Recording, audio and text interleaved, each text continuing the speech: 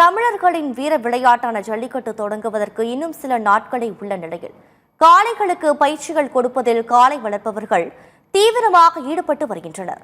இது குறித்த செய்தி தொகுப்பினை பார்க்கலாம்.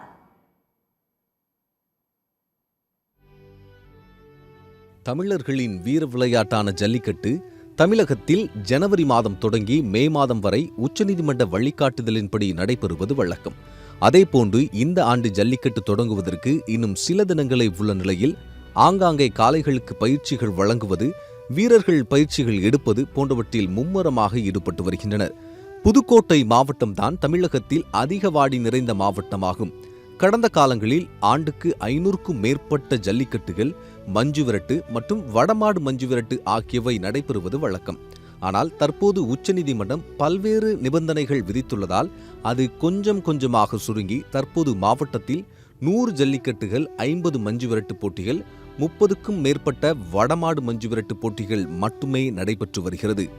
பொதுவாக தமிழகத்தில் ஆண்டுதோறும் முதல் ஜல்லிக்கட்டு புதுக்கோட்டை மாவட்டம் தச்சங்குறிச்சியில் நடைபெற்று வருவது வழக்கம்.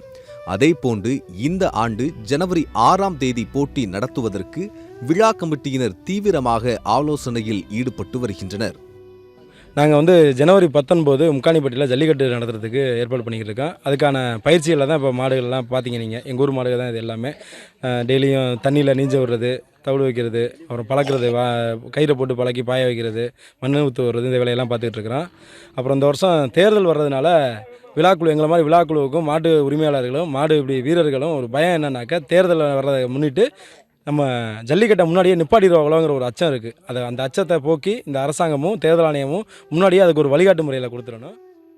இந்த ஆண்டு ஜல்லிக்கட்டு ஜனவரி மாதம் தொடங்க உள்ள நிலையில் 2026ஆம் ஆண்டு பிப்ரவரி மாதத்தில் தேர்தல் நடத்தை விதிமுறைகள் அமலுக்கு வந்துவிடும். அதன் பின்னர் ஜல்லிக்கட்டுக்கு அனுமதி கிடைக்காத நிலை ஏற்பட்டுவிடும். எனவே தேர்தல் ஆணையம் இதற்கு விதிவிலக்கு அளித்து ஜல்லிக்கட்டு தொடர்ந்து நடத்துவதற்கு அனுமதி வழங்க வேண்டும் என கோரிக்கை விடுத்துள்ளனர். பசங்க எல்லாருமே ஜல்லிக்கட்டு மாடு வளர்க்குறோம். எல்லாருக்கிட்டையுமே மாடு இருக்குது. மாடு இப்போ இந்த ஆண்டு முக்காணிப்பட்டி ஜல்லிக்கட்டுக்காண்டி சிறப்பாக தயார் பண்ணிக்கிட்டு இருக்கோம். மண் மூட்டுதல், நீச்சல் விடுதல், இந்த மாதிரி போன்ற பயிற்சியை கொடுத்துக்கிட்டு இருக்கோம். மாதத்துக்கு ஒரு தடவை மாட்டுக்கு முட்டை போட்டு விட்ருவோம். இங்கே கமிட்டி கை டோக்கனும் கொடுத்துட்றாங்க, ஆன்லைன் டோக்கனும் விட்டுறாங்க. ஆன்லைன் டோக்கனில் பயஞ்சிக்கிட்டு கமிட்டிக்கிட்ட என் மாடு தான் முதல்ல போகணும், 2வது போகணும்னு சொல்கிறாங்க. அதை கொஞ்சம் தவிர்த்துக்கணும். கமிட்டி கொஞ்சம் மாட்டுக்காரங்க ஒத்துழைப்பு கொடுக்கணும்.